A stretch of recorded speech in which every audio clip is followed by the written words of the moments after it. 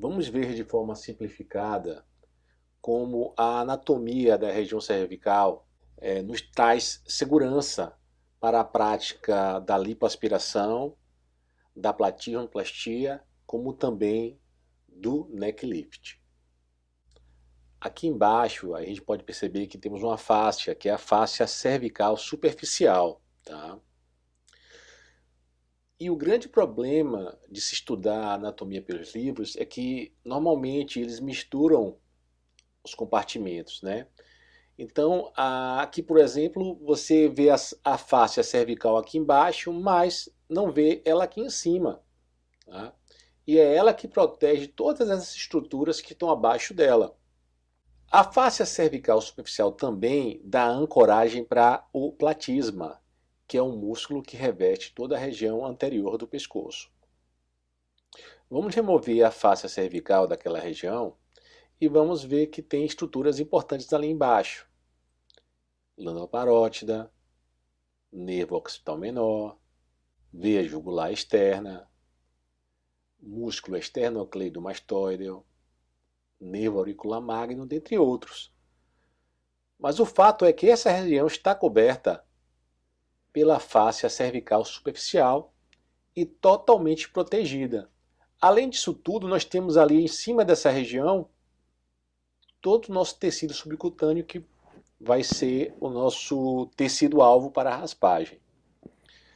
Resumidamente, nós temos o músculo depressor do ângulo da boca, nós temos o platisma e nós temos o músculo esternocleidomastoideo como marcos anatômicos para a nossa lipoaspiração.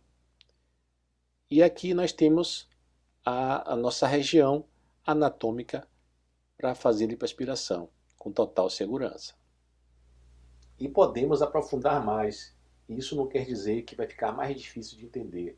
Na verdade, compreender a anatomia da região cervical aplicada à lipoaspiração e platíomplastia com enfoque nas fáscias cervicais torna isso tudo mais fácil de compreender. E o que são fáscias? Fáscias são tecidos de revestimento e envolvem estruturas do nosso corpo, como músculos e vísceras, dando a elas sustentação, posicionamento durante os movimentos e também pontos de fixações para essas estruturas. E na nossa região do pescoço nós temos as fáscias cervicais. A fáscia cervical superficial e a fáscia cervical profunda. Para entender melhor, vamos fazer uma secção axial à altura da sexta vértebra.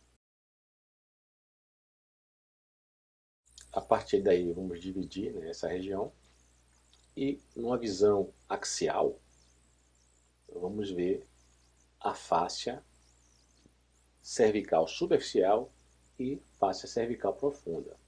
Primeiro nós vamos ver a fáscia cervical superficial, que é composta pela pele, tecido subcutâneo e platisma. E vendo numa perspectiva diferente, nós temos a fáscia cervical superficial que está abaixo do platisma e na região posterior ao platisma. Nós temos o platisma. Vamos agora para a fáscia cervical profunda. A fáscia cervical profunda ela é composta pela fáscia de revestimento profunda, pela fáscia pré-traqueal, pela fáscia pré-vertebral. Mas vamos falar também da fáscia bucofaríngea e da fáscia dos músculos infraioideus. Então nós temos a fáscia pré-vertebral, a fáscia de revestimento profundo, a fáscia dos músculos infraioideus, a fáscia pré-traqueal, a fáscia bucofaríngea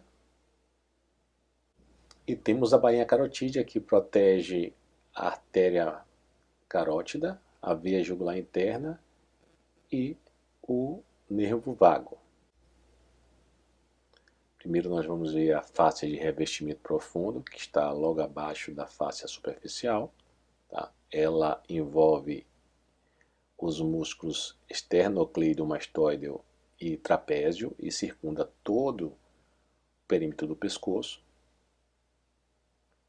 nós temos a fáscia pré-traqueal e a fáscia bucofaríngea, tá, que protegem a tireoide, a traqueia, o nervo laríngeo recorrente e o esôfago. Nós temos a fáscia pré-vertebral, que protege o nervo frênico, e nós temos o plexo cervical braquial, da onde vai se iniciar o plexo cervical profundo, médio e superficial. Nós temos o músculo longo do colo, o escaleno anterior, o escaleno médio e o escaleno posterior. Temos o levantador da escápula e temos os músculos paraespinhais. Essa é a fáscia dos músculos infraioideus. Nós temos o esternoioideo, o esternotireoideo e o homoioideo. Por fim, nós temos aqui a bainha carotídea, que protege a veia jugular interna, o nervo vago, que é o 10º par craniano, e a artéria carótida. E é comum nós vermos uma preocupação muito grande na lipoaspiração, você pensar que pode chegar na artéria carótida através da técnica, mas realmente é bem difícil você atravessar todas as estruturas e chegar na bainha carotídea, tá? Nós temos aqui o 10º par, o nervo vago, e numa secção dessa região, ó, nós temos a artéria carótida, nós temos o nervo vago e a veia jugular interna. É bem difícil lesar essa estrutura, só se você realmente quiser, e se você quiser não será com o instrumento rombo que você vai chegar aí, né?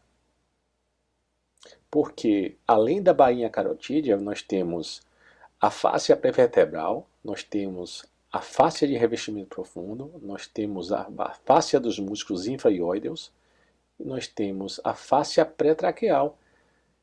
Realmente é uma região muito protegida, tá? Vamos ver aqui em outra perspectiva como tudo isso está organizado. E aqui a gente vê, ó, a mandíbula, a fáscia cervical superficial que cobre todas as estruturas abaixo ali do platisma. Nós temos ali a glândula parótida. Nessa região a fáscia recebe o nome de fáscia parotídea. Nós temos o esternocleidomastoideo, nós temos o trapézio e por sobre ele nós temos a fáscia de revestimento profunda. Nós temos a bainha carotídea, guardando ali a artéria carótida interna e a veia jugular interna. Não dá para ver o nervo vago nessa figura. Nós temos a fáscia pré-traqueal, nós temos a fáscia pré-vertebral, e a gente vai vendo que realmente fica muito difícil de lesionar a artéria carótida interna e a veia jugular interna, tá? E tornando tudo isso mais claro, nós temos aqui a fáscia cervical na nova perspectiva, né? Essa região aqui que a gente chama de triângulo posterior, quando removido a fáscia cervical superficial e a fáscia de revestimento profundo, aí a gente consegue ver, né, realmente a fáscia pré-vertebral, tá? E aqui, ó, a borda recortada ali da fáscia de revestimento profundo. Então, para você atingir aquelas estruturas ali, você realmente tem que se esforçar muito, né? E no sentido perpendicular naquela região. Então é bem difícil você causar uma lesão na veia jugular interna ou na carótida interna. Na prática mesmo, você consegue, se não seguir as demarcações corretas para fazer a lipoaspiração ou a platinoplastia, você consegue sim lesionar estruturas que se superficializam. Entre elas, né, o plexo cervical braquial. A gente falou isso um pouco antes, que ele dará origem ali ao plexo cervical profundo, ao médio e ao superficial. E o superficial vai dar origem ali ao nervo auricular magno, ao nervo occipital menor, ao nervo transverso e nervos supraclaviculares. Como também você pode lesionar a veia jugular externa.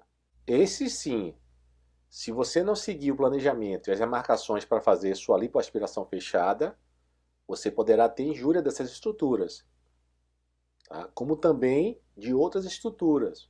Por exemplo, os ramos bucal e mandibular marginal do nervo facial, que é o sétimo par craniano, como também da artéria facial e da veia facial.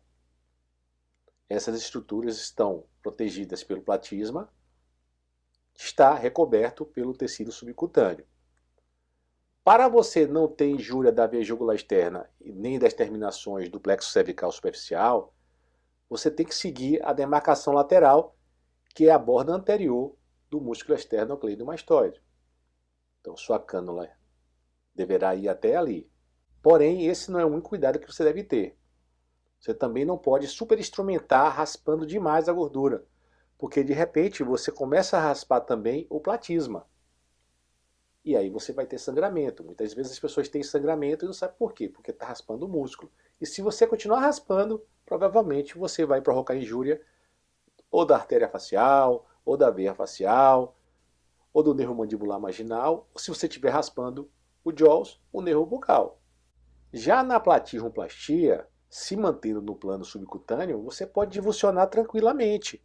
Você não terá problema nenhum, como também no neck lift. Você pode instrumentar, divulsionar seu tecido tranquilamente, estando dentro do plano correto. Então, consolidando as informações desse vídeo, o conhecimento profundo da anatomia norteia os procedimentos cirúrgicos, não só da região cervical, como de toda a face.